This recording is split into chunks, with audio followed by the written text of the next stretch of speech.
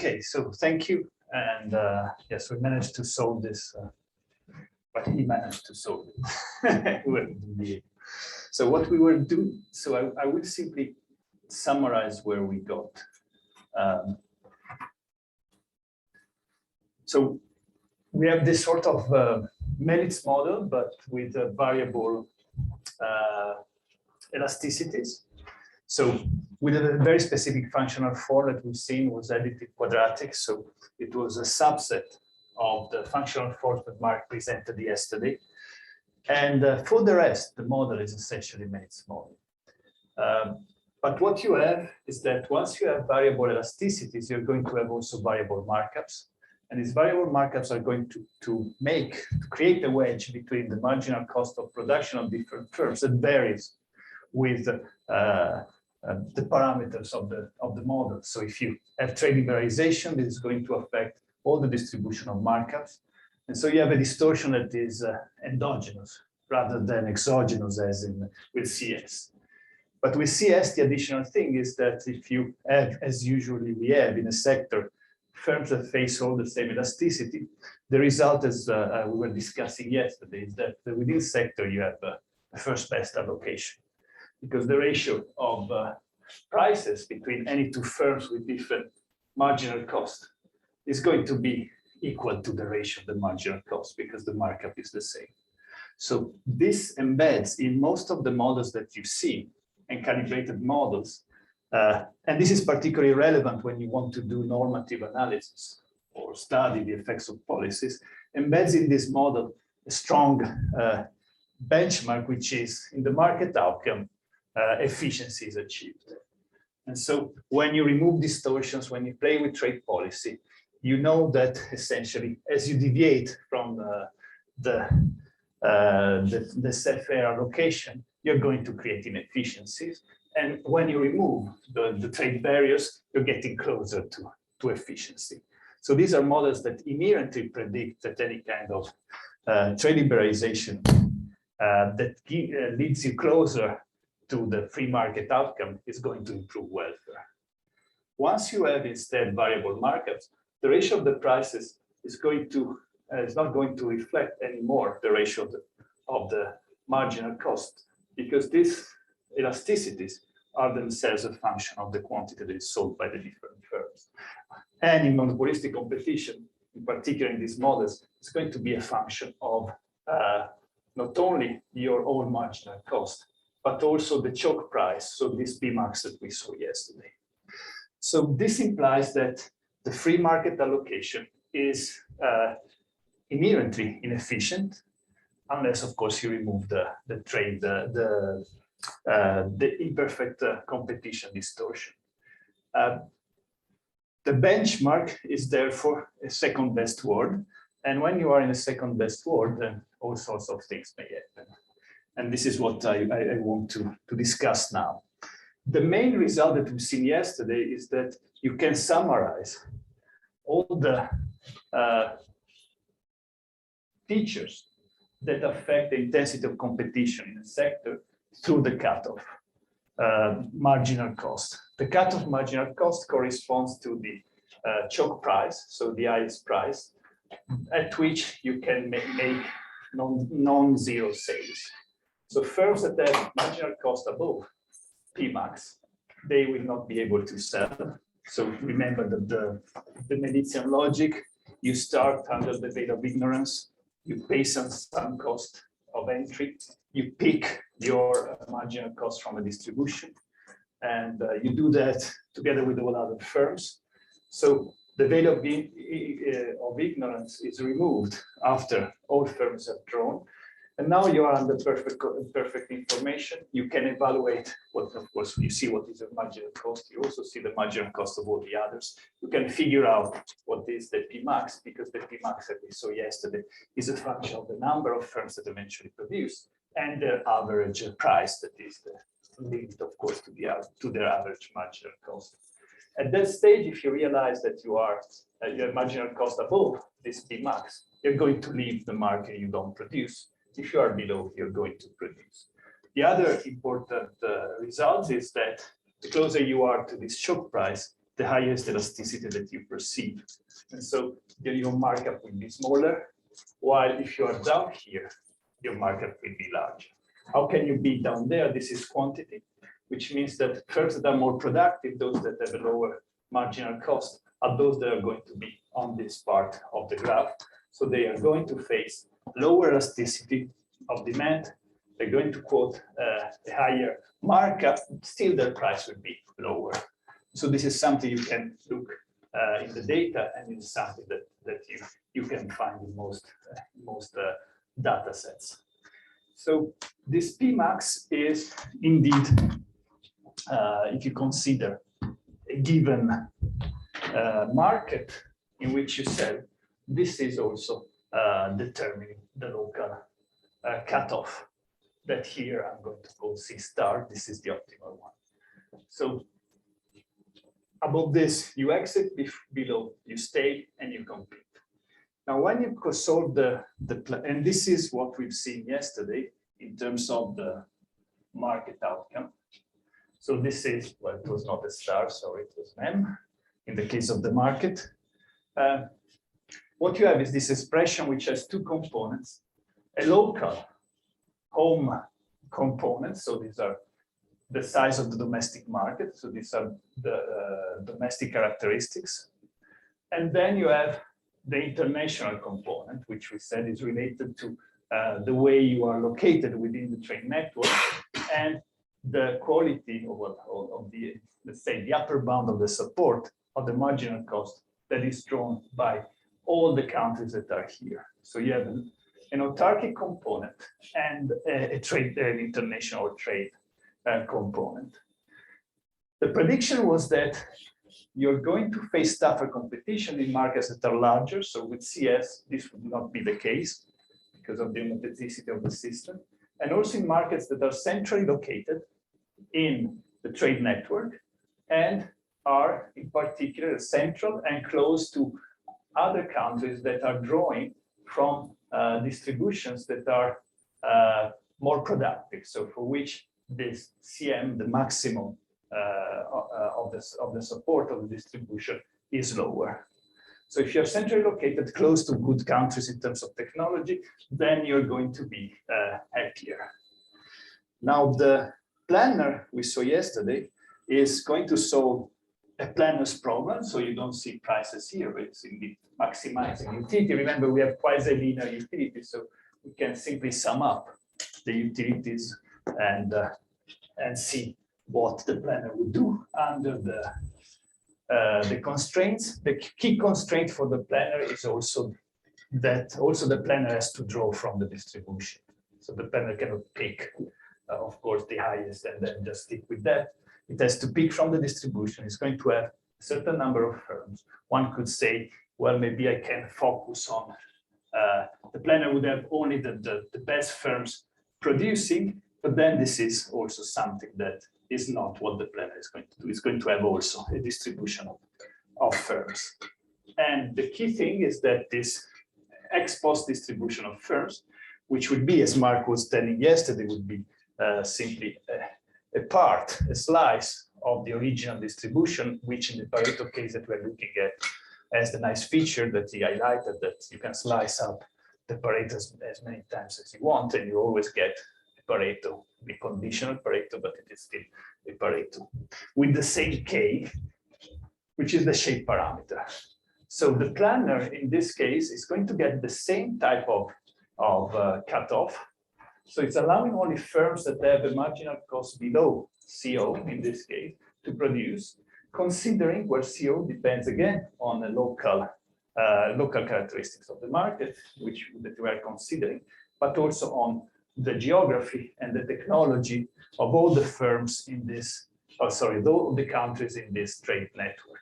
The only difference, as you spotted yesterday, there is no 2 here, which means that the cutoff for the planner is lower. So the planner wants more selection than the market is providing. So what I want to do now is to give you some intuition why this is the case, after simply listing the implications of having a lower cutoff.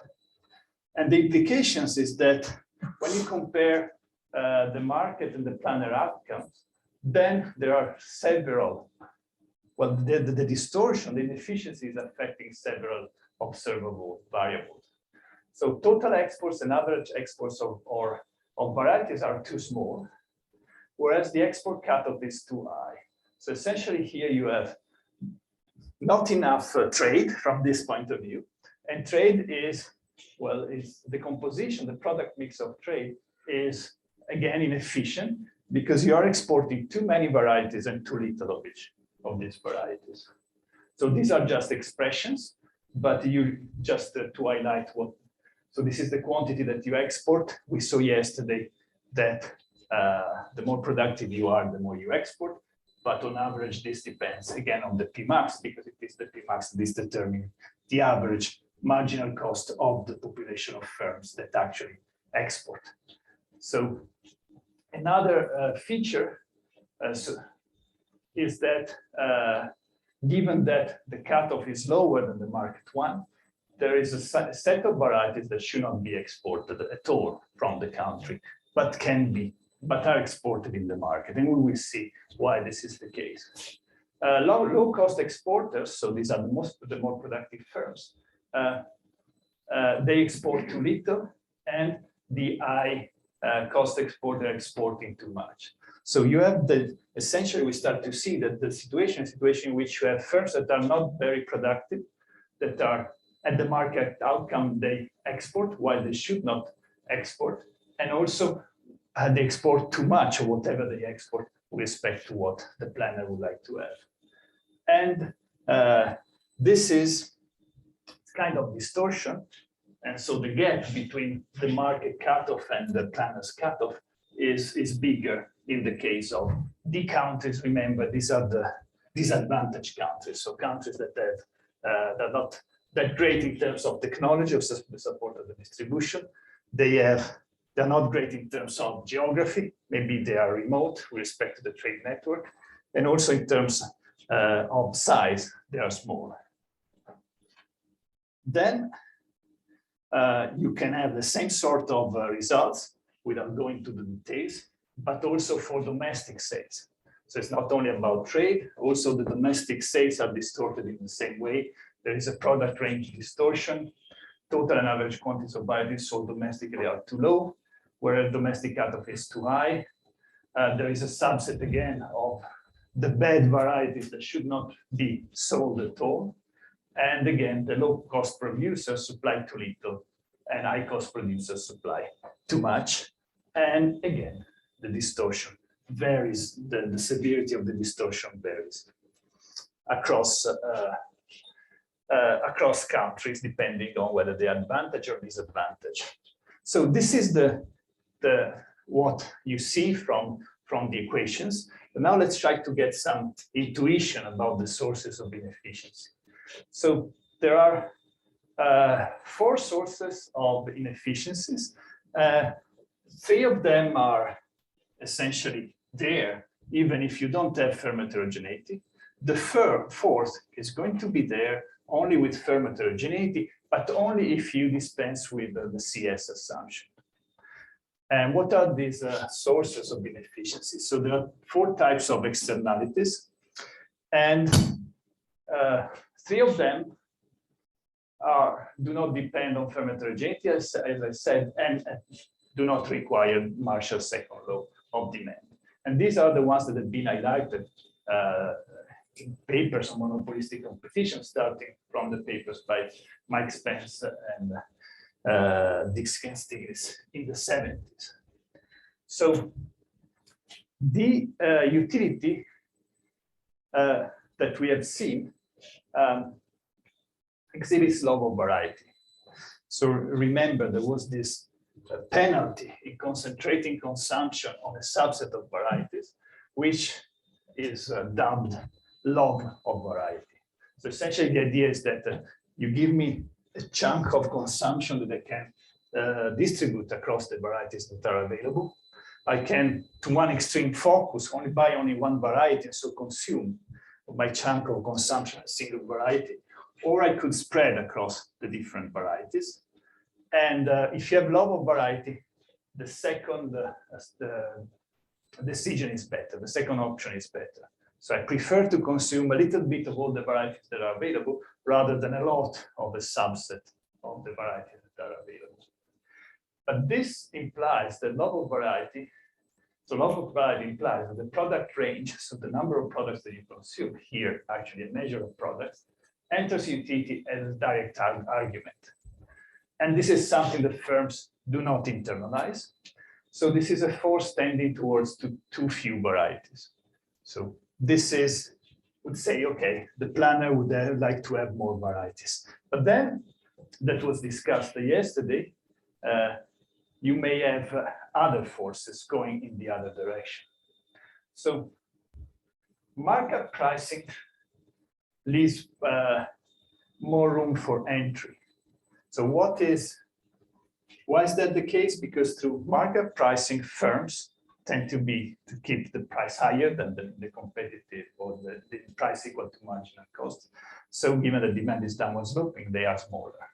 By being smaller, they leave more room for other firms to enter, because here the logic of these models is that monopolistic competition is that you have an endowment of factors. Here's only labor, and you need some given amount of labor per each firm to operate. And this depends, of course, on how large is the firm. So the firm is larger, needs more labor, but then given that the total amount of labor is given, the larger the firms are on average, the smaller is the number of firms that are there.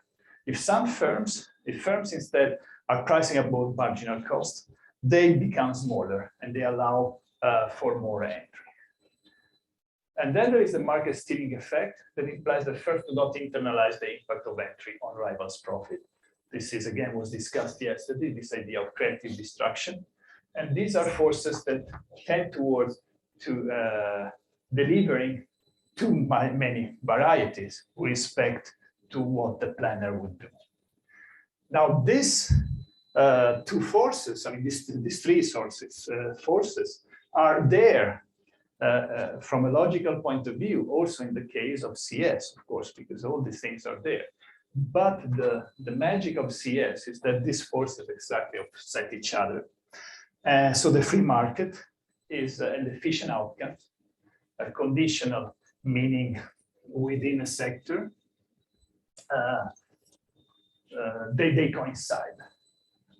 And what Mark and Steve have shown in this paper 2015, in which they summarize the welfare implications of the Medis models, essentially, if you introduce heterogeneity, nothing changes. The story is still the same, and all the inefficiencies stay exactly offset. Yes. Oh.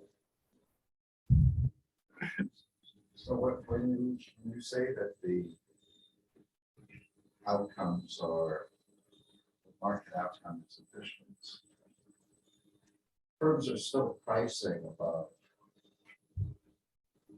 marginal cost. So isn't there still too little output produced? So here, what you have is a transfer of consumer surplus to monopoly strengths, right? But when you aggregate them, it is immaterial in a sense. So what you lose on the one side, you gain on the other. There's no. I mean, this is a sector in isolation, so there is nothing else. If you have another sector, then things are different, because say that the other sector is perfectly competitive, then you have a sector that is too small. As you were saying, that the monopolistic competitive sector is too small because it's pricing above marginal cost. And so it's releasing resources, labor to the other sector that is too large. And then you have between sectors that the ratio of prices is not equal to the ratio of marginal cost.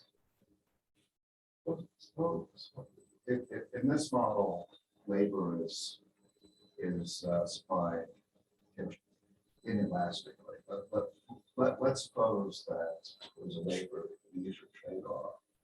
Then wouldn't the general equilibrium have the property that there would be too little Yeah, labor supply. yeah, absolutely. Because now rather than having another sector, you have another margin of adjustment, which is the leisure. And this economy would have too many holidays, too much vacations with respect to the optimum. Yes, that's absolutely. Yeah. So is the first two external, the lower variety one, isn't just built in automatically in the model by having terms that just in this one product? Like, would that externality go away if terms are allowed to produce more varieties? So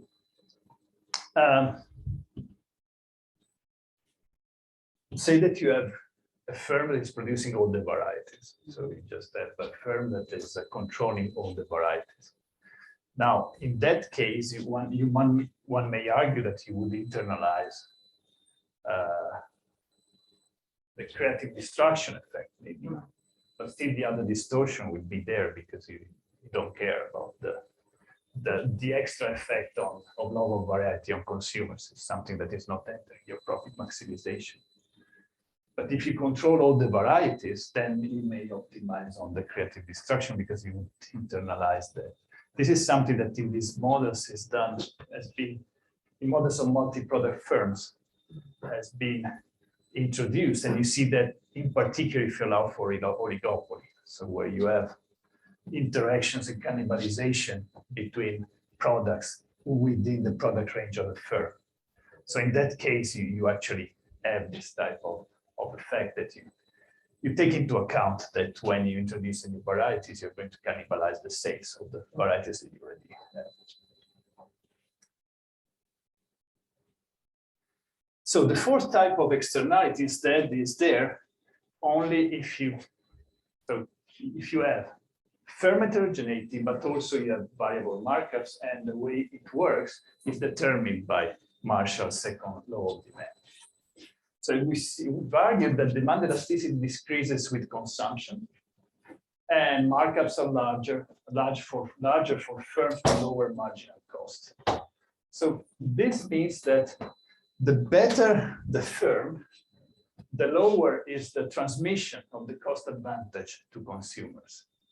So these firms do not fully transmit the cost advantage to prices, but in particular, better firms are transmitting even less.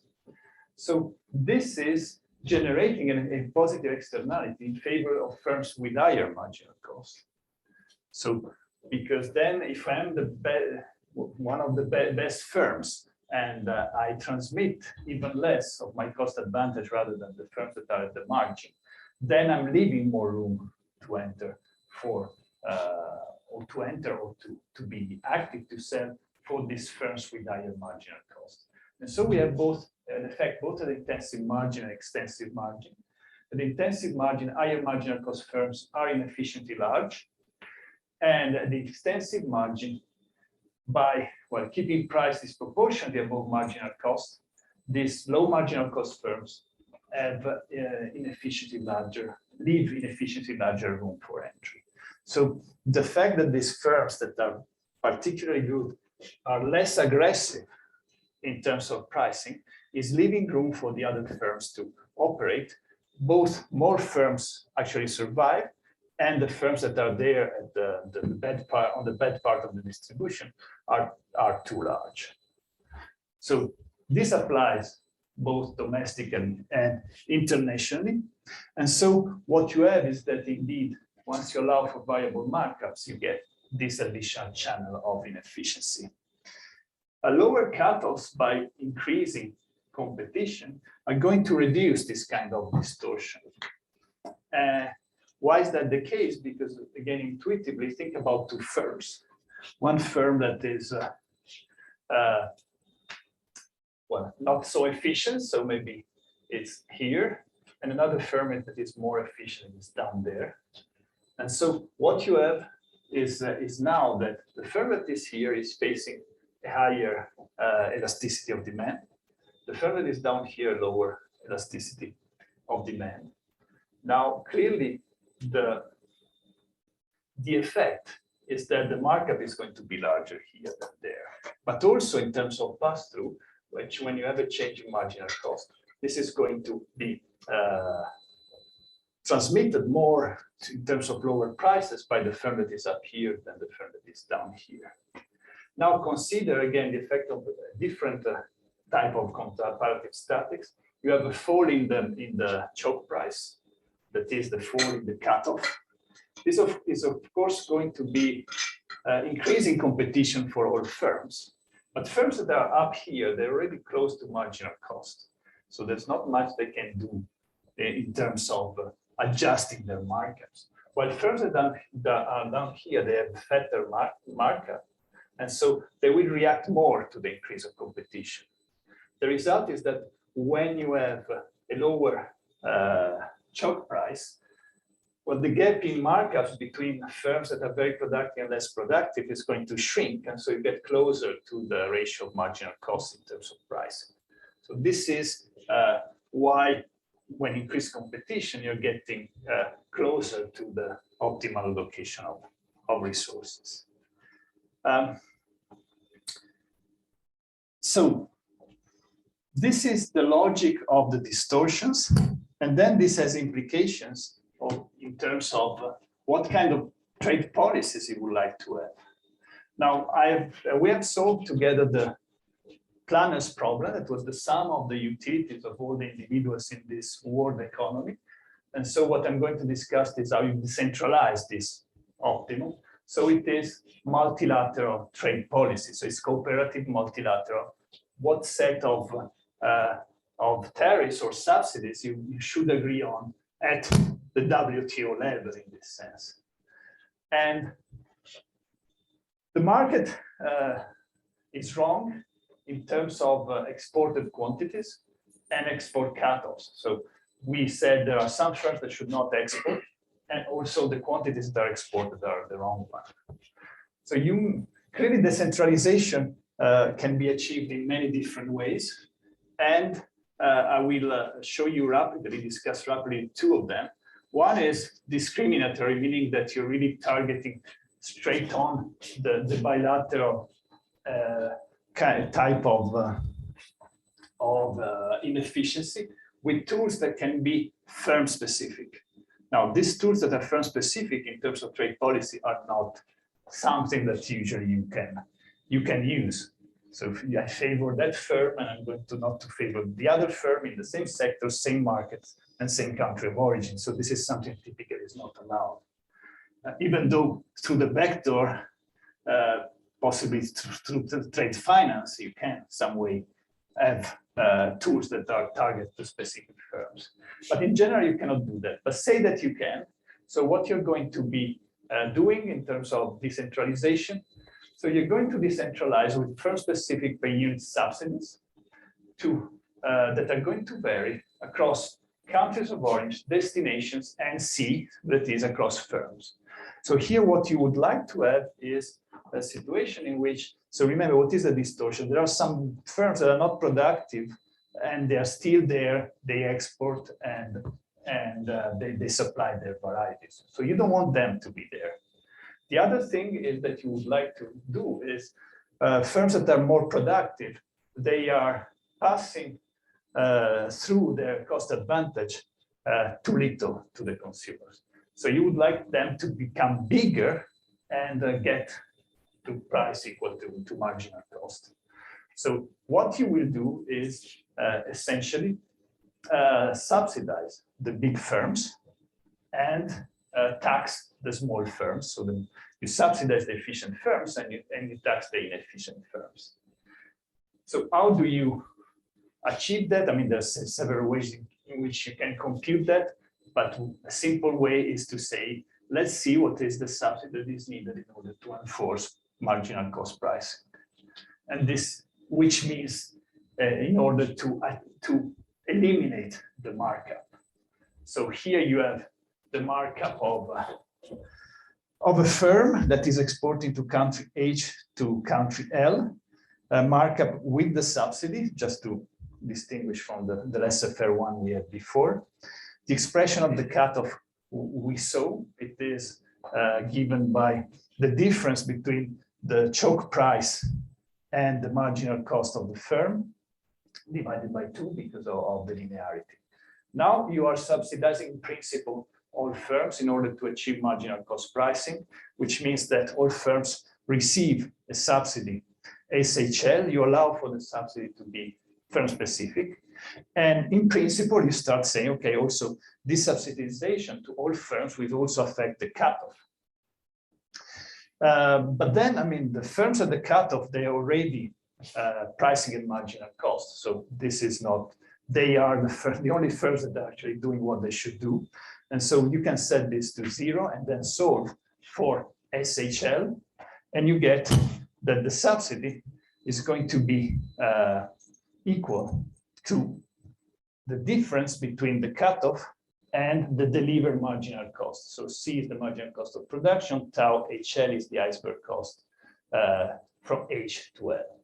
So this is the kind of subsidy that you want to enforce, and you see that it is C specific. So this is a first best policy, but it's not a policy that is typically allowed by international agreements. Now the next thing is, yes. Well, it's also difficult to achieve if you can't observe firms' costs. Yes. And firms are not going. Firms may not have an incentive to reveal those costs. So one question is, could you achieve this or something like it using a nonlinear subsidy scheme, which doesn't require, so you would have self-selection rather than observation of costs. Yeah, this is of course a crucial point. So this is a general point that maybe Elan touched upon when he was overviewing the development of economic thought in terms of international trade. So a lot of the arguments for policy intervention, especially when you think about firms or technology, require that you know, in this case, C and the distribution of the Cs. Now, in reality, this is something that is difficult to observe.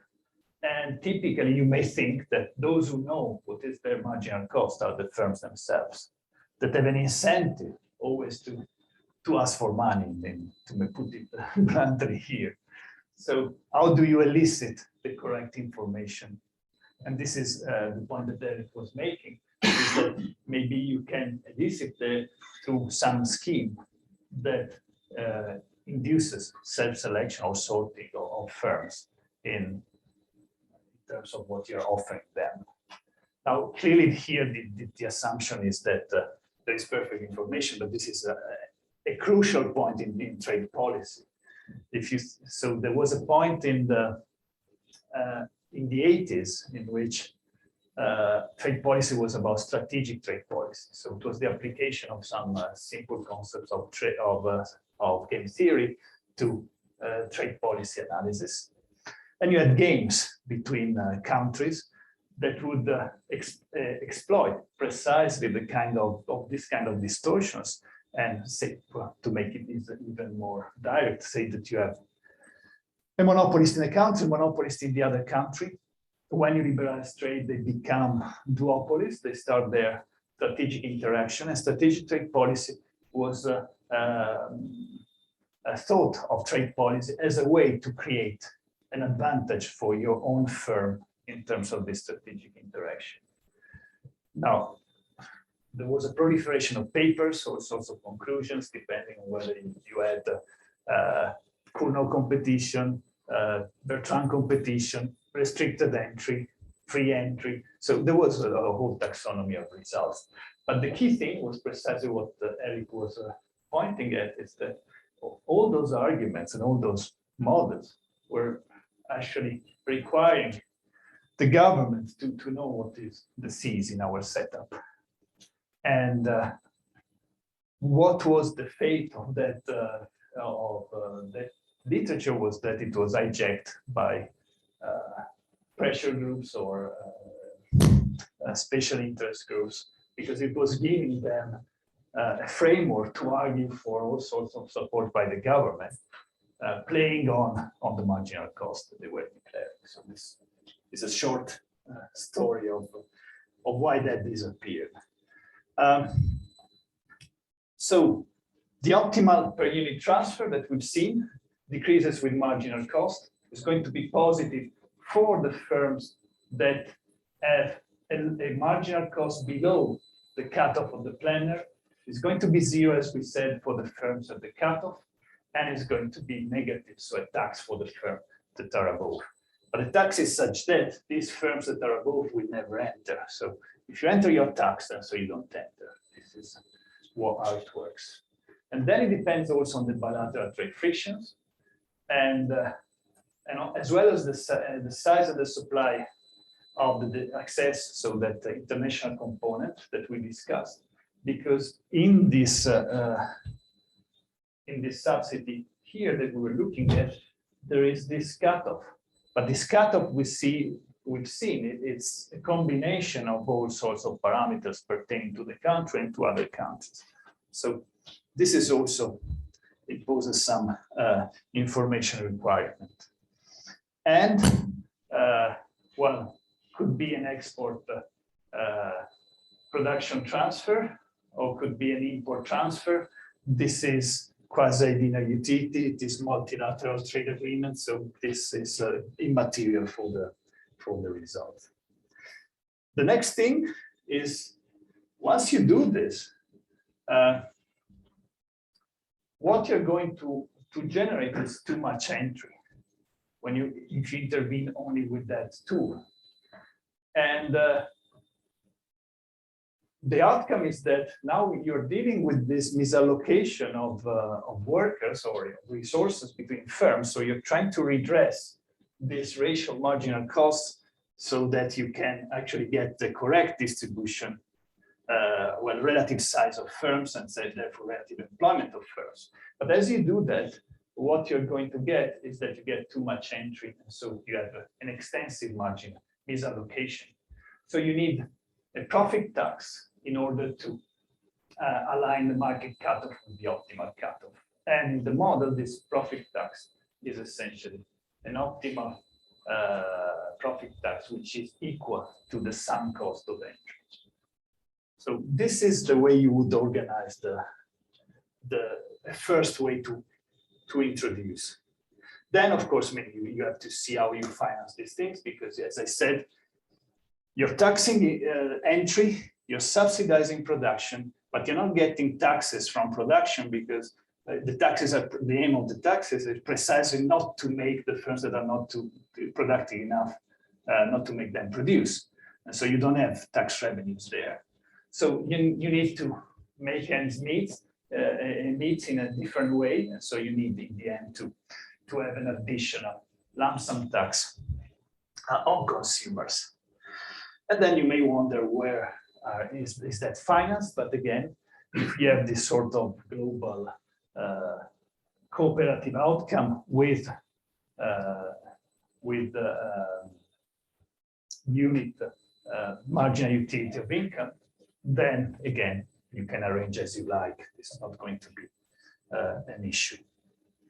The second type of policy, which is something we've been working with my co-authors on recently, is okay, the kind of policy, apart from what Eric says, still you need to know what are these costs, but now you cannot have policies that are firm specific. Is there a way to get again to the first best? So there is the way.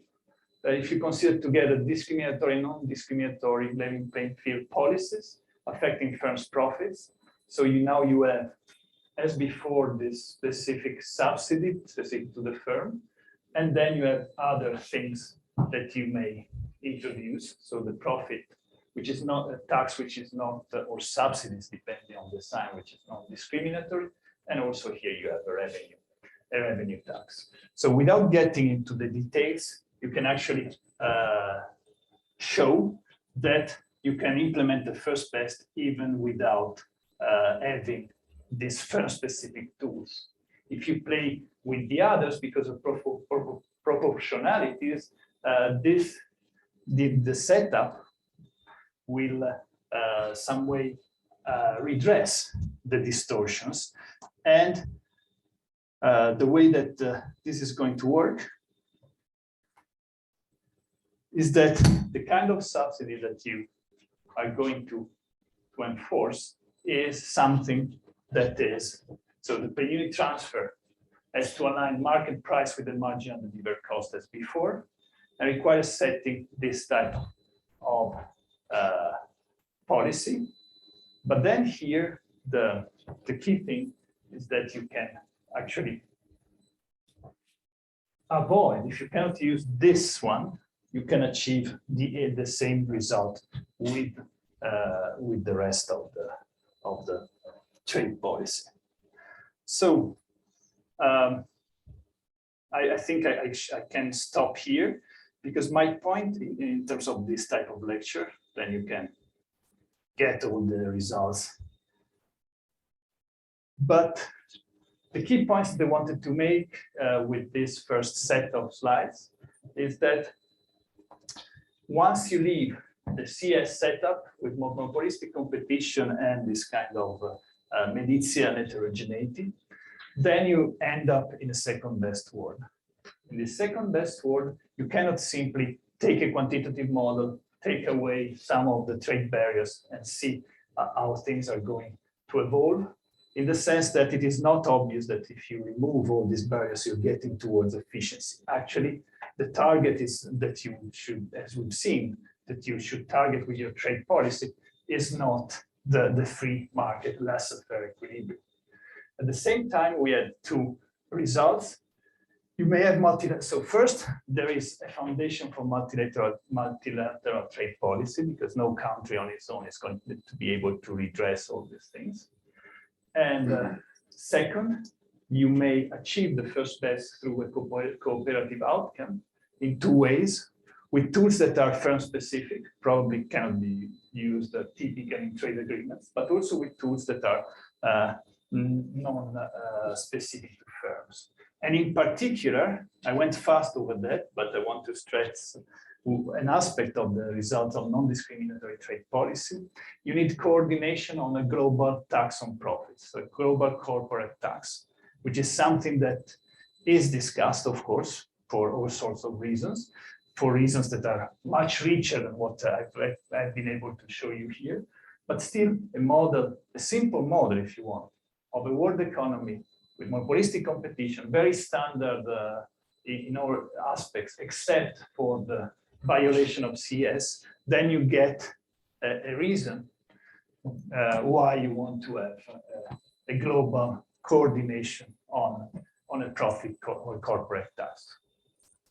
Okay. Any questions on this? So let me see if I manage to. And those, yeah, you are following online, then just let me know if by changing the set of slides, you're going to lose. So I will stop sharing, I will change the slides, and then you will tell me whether you still see something. So this one. So that the slides remain here in case. And now zoom.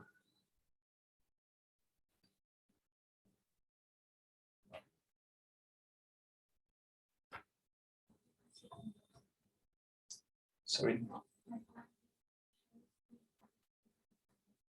I lose on that screen. Okay. So let me see. But I don't see the share stuff.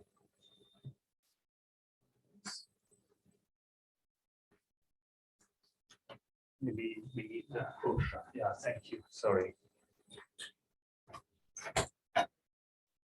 Yes. Regarding this global coordination on the tax, we are not having any game theory incentive of countries to, like going back to what you were saying about.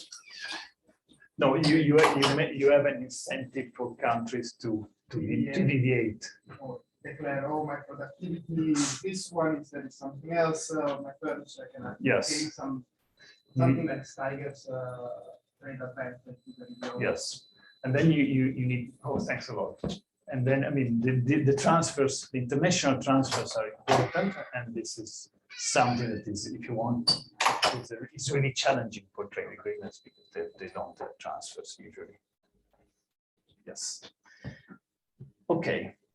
So, as I said, my aim was coming at the end, especially after Mark has presented his models, and you've seen applications of that model to several different areas. So I wanted to build on what we've done with Mark with this kind of variable elasticities, and also present some aspects of something that I motivated yesterday as say that trade economists from the 70s that has been frozen for several decades comes back and asks us, well, I have all these great results in my mind at the level of sectors or aggregate results. Now you've spent decades on the nitty-gritty of firm heterogeneity. Is there anything that I should change in terms of how I understand these aggregate issues? So one was trade policy, and what I've argued is that if you have variable elasticity, then there is an additional channel, that fourth source of distortion that was not there before.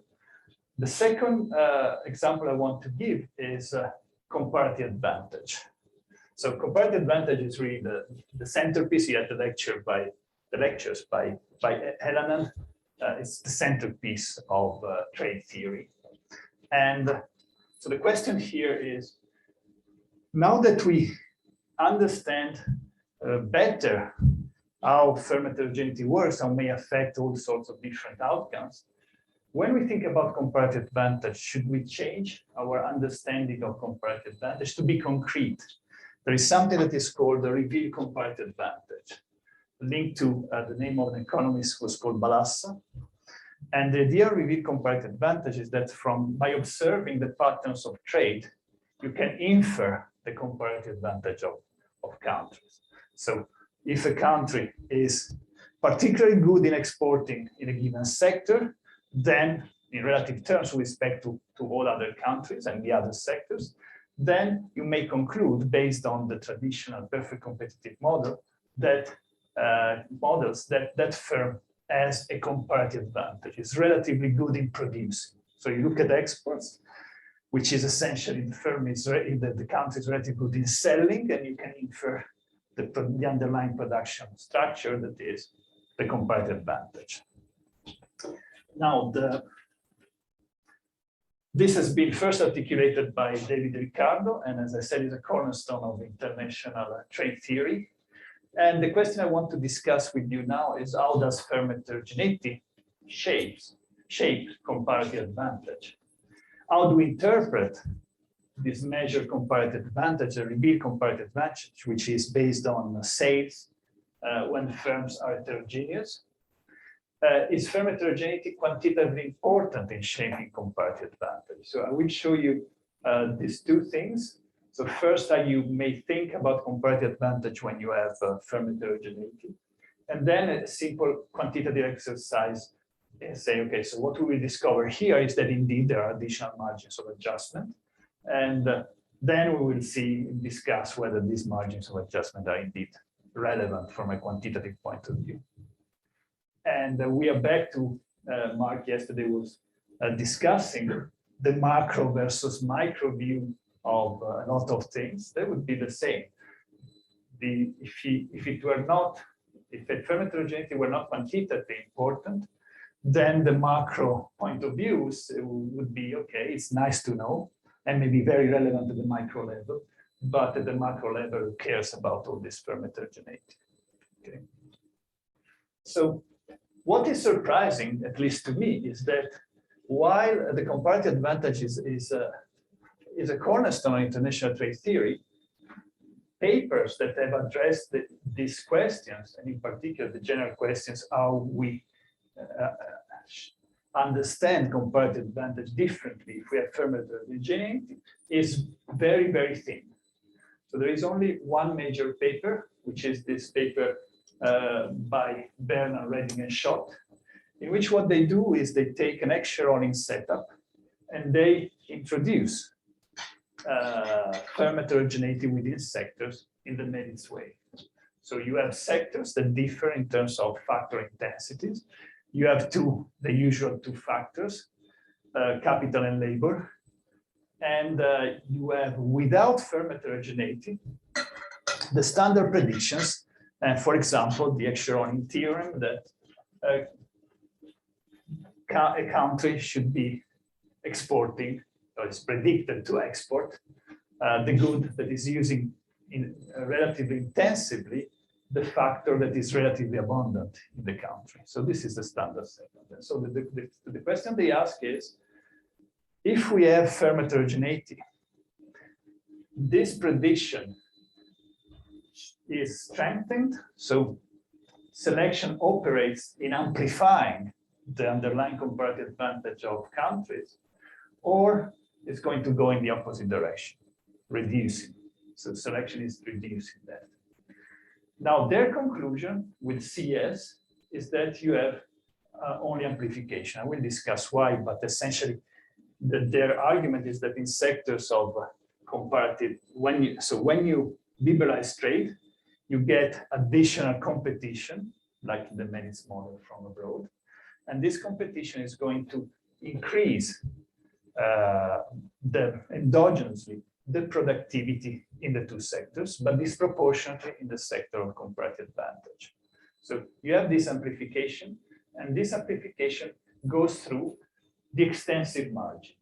And the extensive, why? Because this is something that you've seen several times. Once you have CS and monopolistic competition, the intensive margin, that is the amount that you produce, is not going to be affected by anything else. Why? All the adjustment at the level of sectors happens in terms of the number of firms that produce, that enter, exit, and export. So what I'm going to show is something that is based. From now on, everything is ongoing work, but I thought that it would be good to show you ideas, or at least implications of what we would be discussing. And so this is with a co-author, who was a former PhD of mine at the LSE, and now is in Hong Kong. We're using Chinese data, so I can answer questions on Chinese data, but the expert is unaware. So what we're looking is essentially Chinese data so China exporting to the rest of the world, and how we can infer from what we see in the data this application of the logic of reveal comparative advantage. We look at trade flows, what we can infer in terms of the underlying production structure. So what are the stylized facts that I'm going then to show you? So there are three main ones that I will focus on. So we're using matched Chinese firm and customs data. So we have census data for the firms, also survey data on the firms, and then customs data, and we match the trade data with the census data. The first fact that emerges is that firms' export propensity and export intensity, what are they? So the export propensity is the probability of exporting, which exposed in the data is the fraction of firms that in a given, or producers that in a given sector, I will use sector, I will tell you what is the sector here, but so the fraction of producers that export. And export intensity is for the average producer, what is the ratio of export sales to overall sales. So how much of your sales are generated by exports. Now, these two things increase with the labor intensity of the firm. So let's keep on talking about sectors, but then I will have to be very clear about what it is, this sector. So it is with the labor intensity of the sector and the productivity. So this is both at the firm level and the sector level. But so what is when you read this, you say, okay, now we have these two pillars of comparative advantage. The X-sharing pillar, which is about the one that I was explaining before, that you know, of course, very well, that is based on factor intensities and factor abundance. And then there is the Ricardian one, which is about relative productivities. In the undergraduate textbooks, and in particular the textbook by Mark with Osven and Krugman, to consider models in which both Excheronian and Ricardian forces are at work, they create this label, which is the standard trait model. So the standard trait model is essentially a model based on comparison advantage, in which you are agnostic about whether it is particularly based on Excheronian or particularly based on Ricardo. It's just the production possibility frontiers that may be generated by both stories. Asymmetrical cross countries that can be generated by both stories. So it is about China. It's China in our data at the beginning of the century. So I will show you things about 2006. And so one may say, okay, I don't know much about China, but I may think that China was at that time, and probably is, labor abundant. And therefore, I see that this is consistent with a sort of Excheronian story. A country that is labor abundant is going to be particularly good in exporting in labor-intensive sectors. Now, the fact that we have firm heterogeneity means that I am able to distinguish between the extensive margin and the intensive margin of exports. But this is the Excheronian intuition. And then also productivity, relative productivity matters. So maybe there is also something in China that is making China particularly productive in sectors that are labor intensive. Second style aspect, the exporter's product scope. So it is the number of products that you export increases with labor intensity and productivity. Again, so this is saying that not only we have these things on export propensity, export intensity, but this aligned also the behavior of the product mix, of the product scope of firms. So firms in these sectors are able to sell a larger number of products than in others. Each of the firms is able to sell a larger number of products. And then we have the third fact, which is, I'm using skewness here between inverted commas, because it's, of course, it's related to the statistical concept, but the statistical concept is a very specific formula. But here what I mean is that if you consider the exports, say, of a firm towards different destinations, so, and you can classify, as we did, the sectors in capital intensive, labor intensive, and high productivity, low productivity. What you observe is that in sectors that are more capital intensive, and they're capital intensive and low productivity, exporters are going to skew to concentrate more their exports over a subset of products. So they tend to go essentially to export only their best products.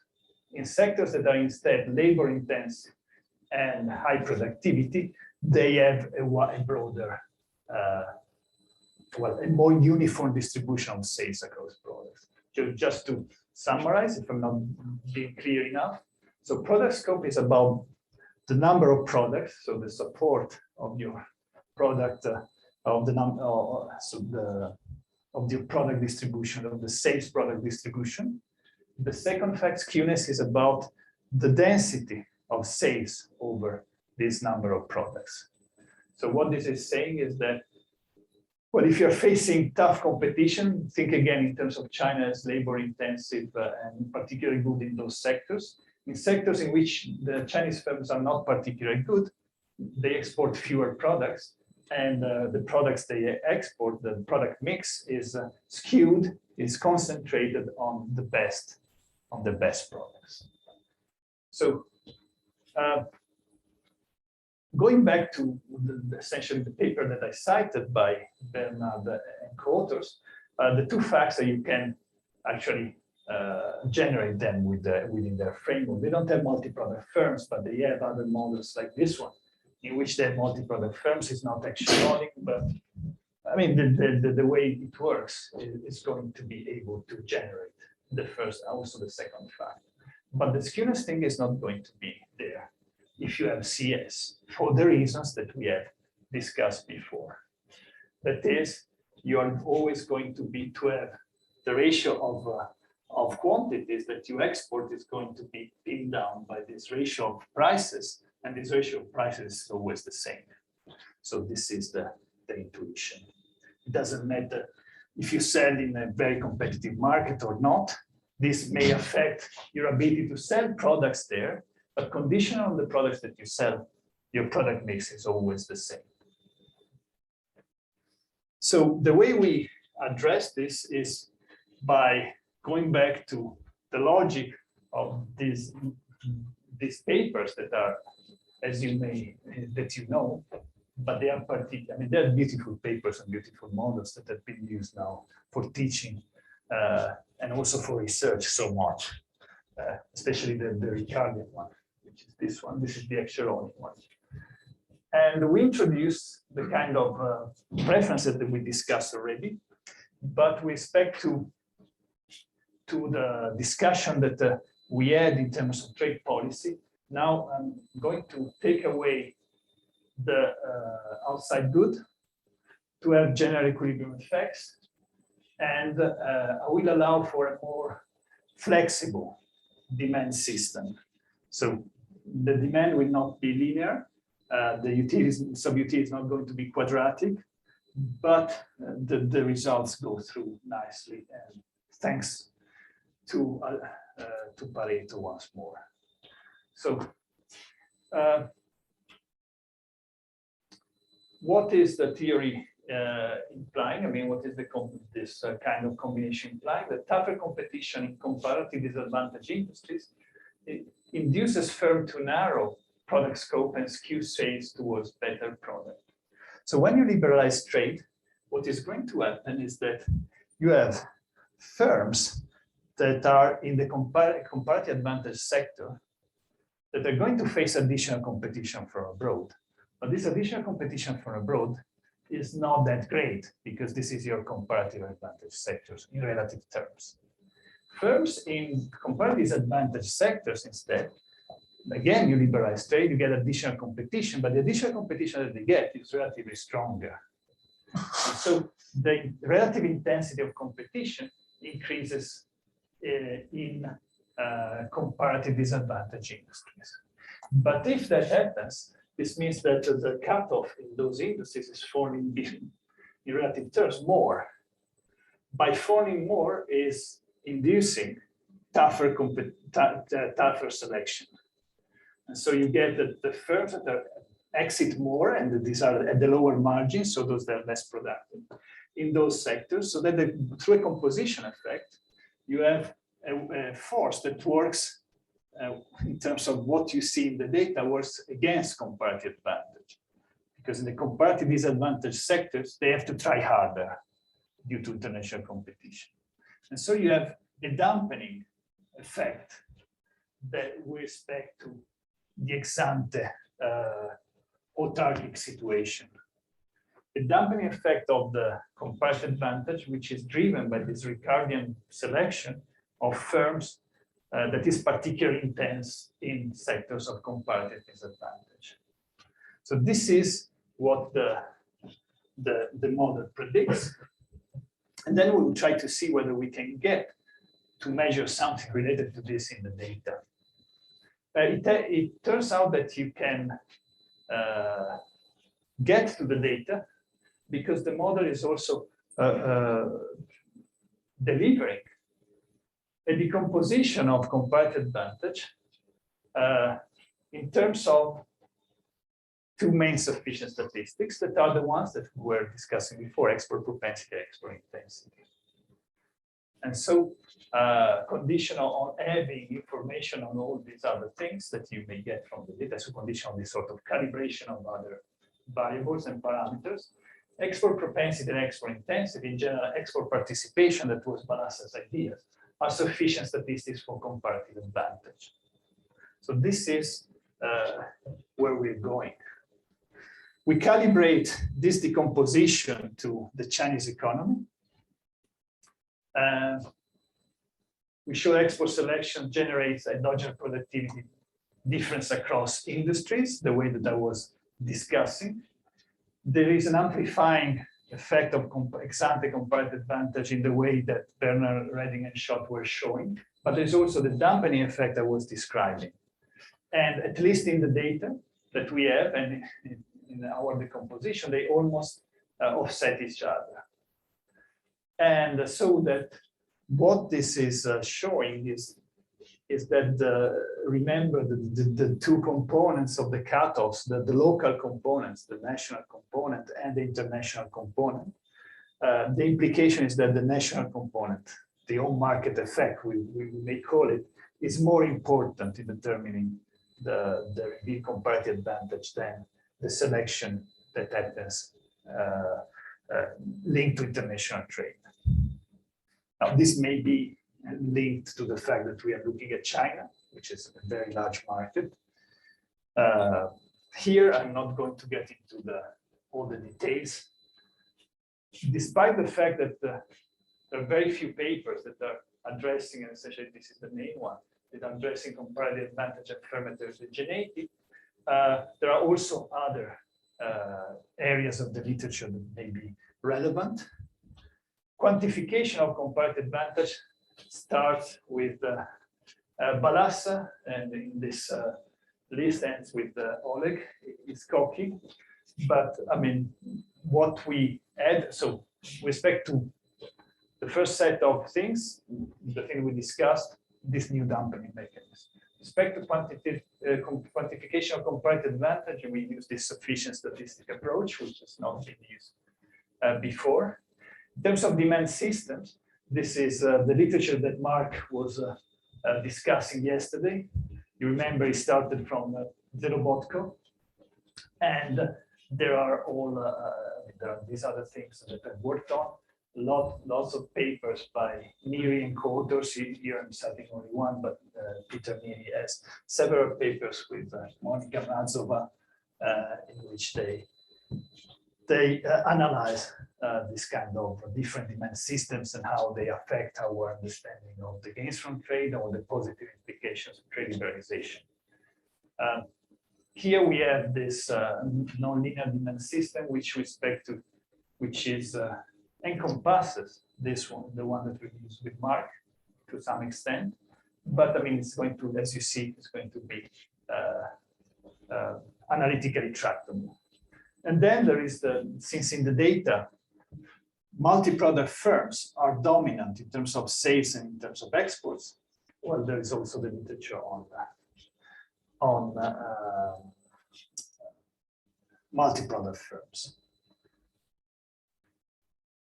So this is the plan. I will show you motivating evidence, the theory, and then I will show you how we go about the empirical exercise through the decomposition. The data are this annual industrial survey data. We also have access to the census data to verify how much the survey is representative. Chinese customs data, they are matched. The matching for those who are into this sort of thing is done in terms of 4 identifiers. So we don't have firms identifiers that are ready to be matched across data sets. So we match firm names. So Anway matches firm name, address, postcode, and phone number. And this is something that has been with the Chinese data is a routine. For example, other papers are using the same sort of Karina Manova, for example, has papers on Chinese data, and she's using the same procedure of matching. Now, the point that the crucial point, so far as I told you, I've used sectors between inverted commas, but what are these sectors? Clearly, the sectors that the statistical definition of sectors and industries is not very good for discussing for example, extraordinary or Ricardian features. Why? Because the sectors are based on the function of the things that you produce. So, for example, you may have production of transportation, so transportation sector that goes from airplanes to bicycles.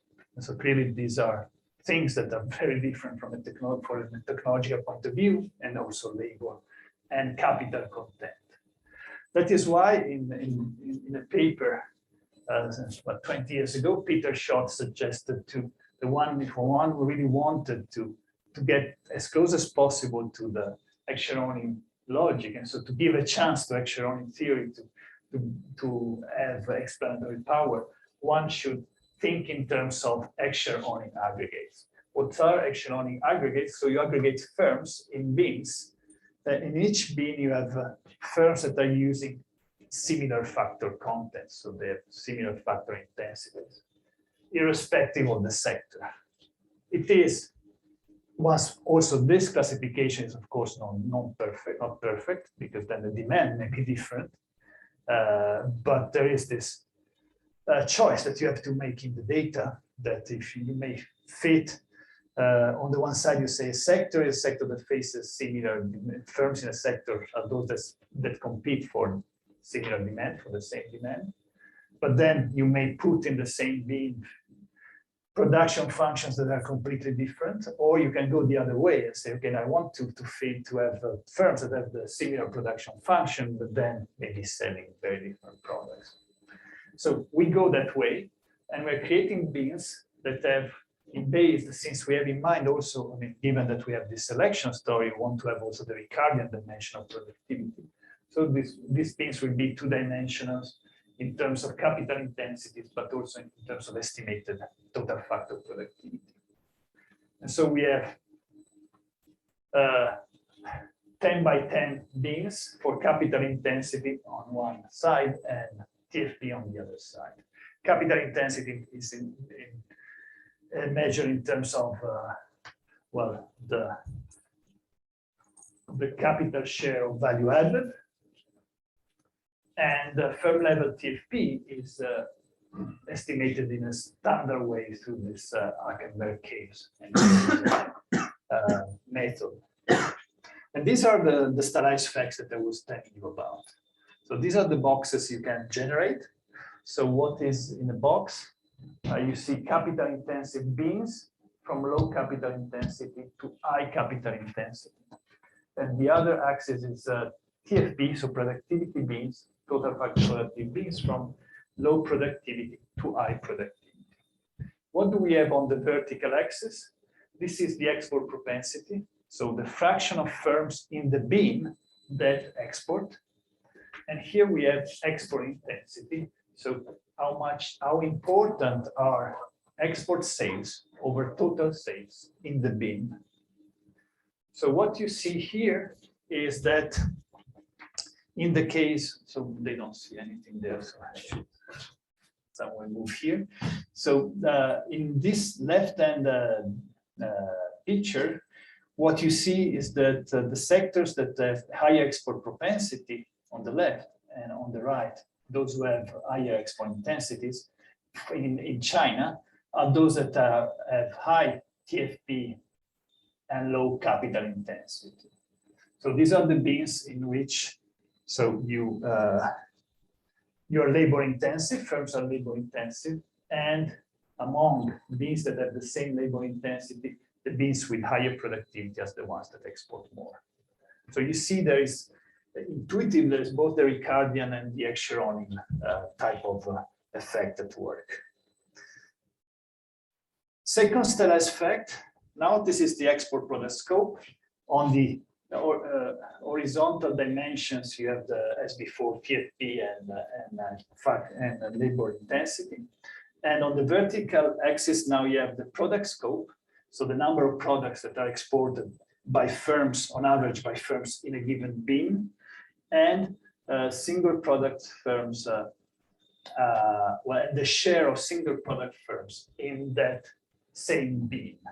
So It's telling you, the one on the left is again telling you that firms that are in beans with high productivity and high labor intensity are the firms that are able to export more products. Those who are not very productive and capital intensive beans can export very few products. And then that is based on multi-product firms. But then here, zooming on single product firm shares, and you see that you see a sort of the complementary picture. So in sectors that are capital intensive and not very productive, you have a larger fraction of firms that can export only one product. So this is some way looking at the two, of course, they match with one another. And then this is the stylized fact 3, which is about the skewness. And so again, horizontal axis is the same stuff. On the vertical axis, you have two measures of concentration of sales in your best products. On the left, and you have, again, Mark already used this measure, talked about this measure before. You have the sales ratio between the core product, that is the product that you sell the most, and the second best product. So the first product you sell the most, and the second product that you sell the most, you take the ratio, and the idea would be that if the ratio is large, then you are concentrating your sale on the first product. Why take the first and the second? Because when you look at multi-product firms, a lot of the density is concentrated on firms that export very few products. And then you have a long tail of firms that export several products, but the density is very low. So if you take the ratio of the first to number 100 product, then you lose a lot of the sample because very few firms can do that. But the other, so what you see here is that again, firms that are in beans that are capital intensive and not very productive are the ones that are really focusing mostly on the sales on the core product. Now you may wonder, okay, but this is the first and the second. We would like to have more information about the entire distribution. There are different indices here. I'm using the average Finder index of concentration of sales, of export sales. And you see that the picture looks similar. So again, these guys, capital intensive, low productivity, they concentrate a lot on their sales. So robustness checks, we try to see different, so we go back to the traditional industrial classification. It's more noisy, but the pattern is there. We look not only 2006, but also at other years. The pattern is similar.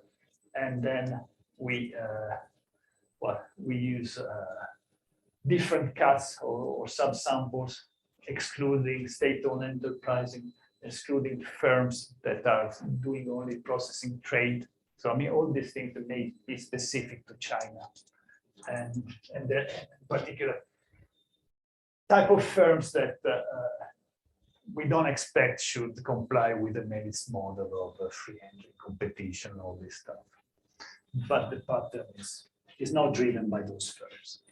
So the model, I will introduce the model, and then I think we're going to have a break.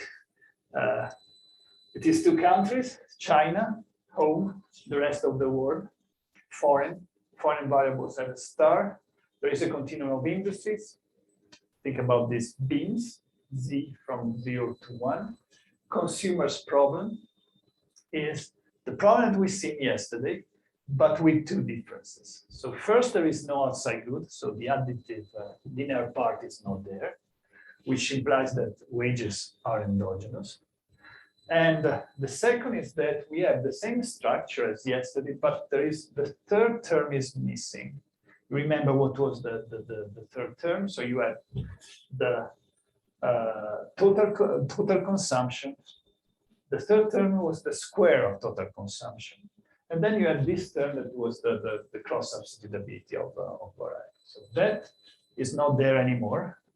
And it's not there anymore because for two reasons. So first, is going to make things much more complicated in terms of analytical results. Second, it's not strictly needed. That was discussed already by Mark yesterday.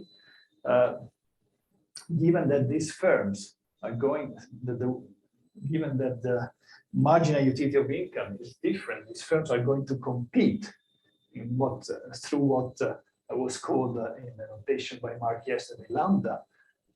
Then we're already that channel of interaction.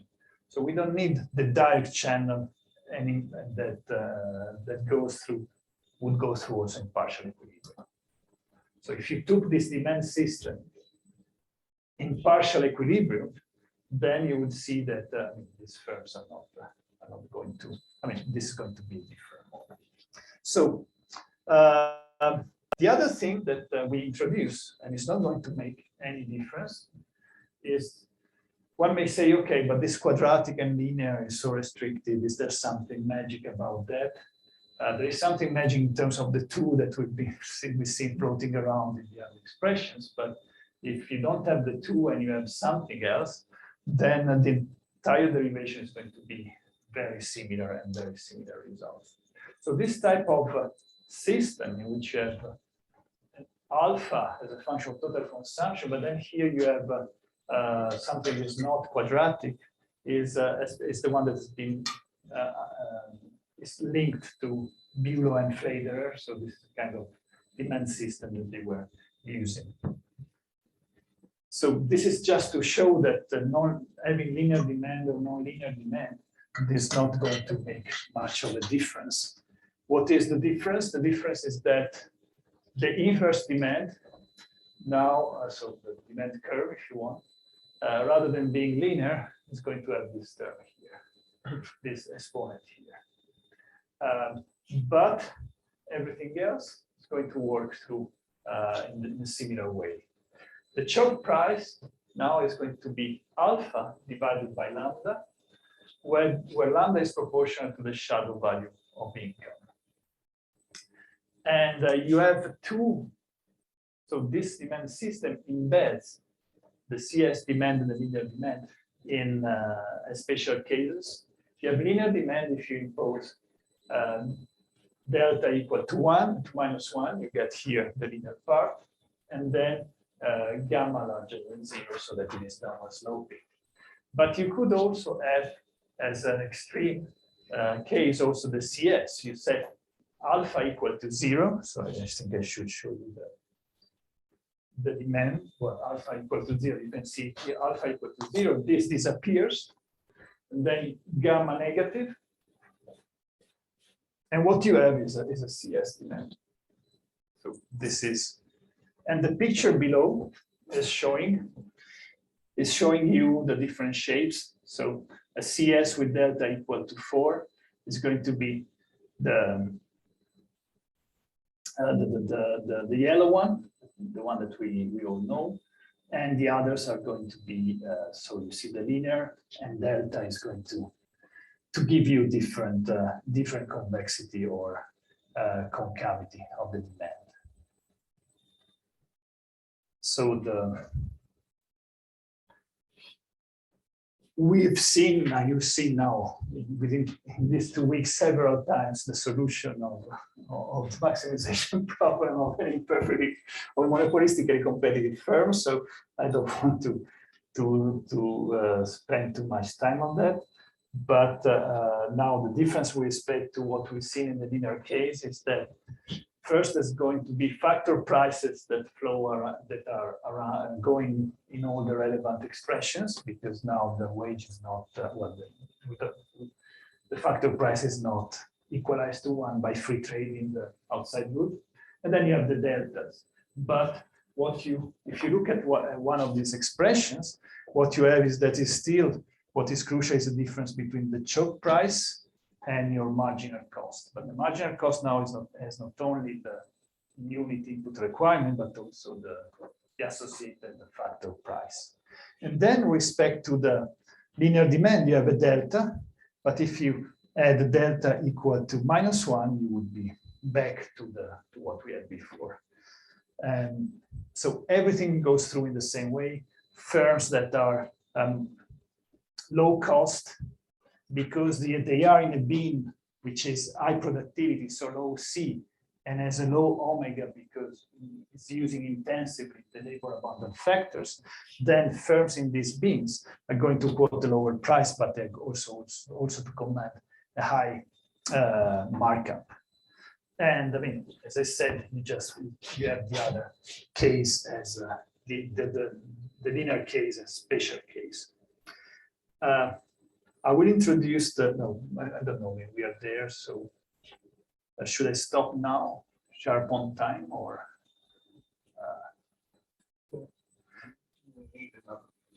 Yeah, I would simply sum up the assumptions and then I will stop. So the multi-product technology is something we've used on another paper with Mark and Thierry Maillet. So here we have, how do you become a multi-product firm? So you have in mind the Melis process of entry. So you pay some cost and you pick your, in our case, your C. And then you decide whether you want to stay or not. In the case of multi-product firm, what you do is the same. So you enter, you pick your C, but this is highlighting the C for your core product. So when you enter, there is a product that is the product that you actually know how to produce.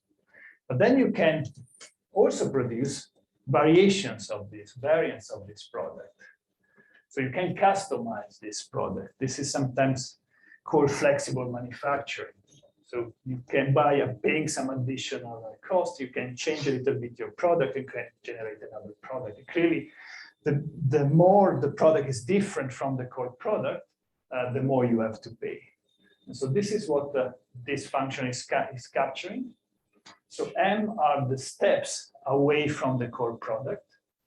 The core product is M equals 0, the next product is M equal 1, and so on and so forth. So if you have the core product, M is equal 0, this term is equal 1, and so the margin, the unit labor requirement, the unit factor requirement is C. If you move one step away, then you're going to have that this is becoming -1 with the step parameter between 0 and 1. This is going to be larger than C. So you have, as you move away from your core product, you can produce additional products, but it becomes increasingly expensive. So what are the implications? The implication is that, say that you have drawn, where's the red? That's the other one. Say that you have drawn the marginal cost for your product that is somewhere there. Then you say, okay, I look at my core product, it's below Pmax, I'm going to produce it. But then I can also produce another product by adding a little bit of cost of production. So this would be, say, up here. And I look at the cutoff and I say, okay, I want to produce a second product. And then I want to produce a third, a fourth, but then at some point I will go above Pmax. So the fact that the demand is downward sloping means that at some point I don't want to have a large number of products anymore because the marginal products are not able to make positive sales. So this is the way we introduce the multi-product dimension, and then everything goes through according to the logic that we have discussed before. So say that you have trade liberalization. So first of all, your core product is going to sell more, have a lower price, have a higher markup, and so on and so forth. Then the other thing is, this is going to have a higher markup because it faces lower elasticity than a product up there. When you have trade liberalization, so an increase or increasing competition, Pmax falls, this is going to disproportionately affect the elasticity down here rather than the elasticity up there. And so you get within firm the type of reallocations that I was discussing across firms before.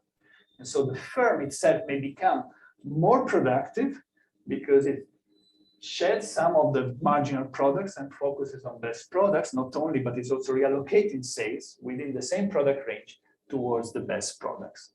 So this is the logic. And then the rest, you simply impose the free entry condition. You consider the fact that your own products have this type of distribution of cost, but you draw anyway from the same distribution as all other firms, and so the aggregation is pretty simple. You're going to impose again that the expected profit with free entry have to match the sum cost of entry that is composed of the technological requirements and de facto prices. I think this is the right, yes, I think we can stop here because essentially the next step is simply to say, what is this G? I know everything else because we have already derived, but what is G? You assume that this is a Pareto, the usual one, and this is essentially allowing you to close and solve the model for the cutoffs. So this is the support of the Pareto. By allowing CM to vary across sectors, you're allowing to have, well, different distributions, not in terms of the shape parameter, but in terms of the support in different sectors. So there will be some sectors in which CM is large, and so on average, you get worse draws than in sectors in which CM is low. And so this is the Ricardian the door through which you introduce Ricardian comparative advantage. And the other thing will instead be embedded in the factor, prices. So these factor prices that are also index Z will tell you how factor prices and Sharoney forces are going to affect the results. So now we have, after the break, we will translate all this into trying to get to the decomposition that I want to bring to the data. Are there questions before we stop? No, so thank you.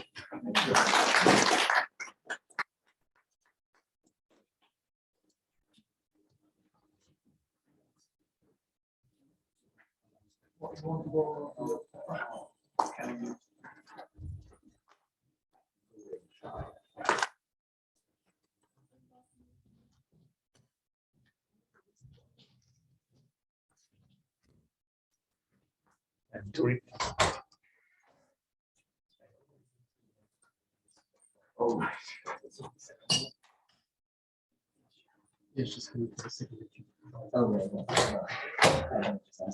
okay. here you go. Yeah. Let's do the physical look at it. Just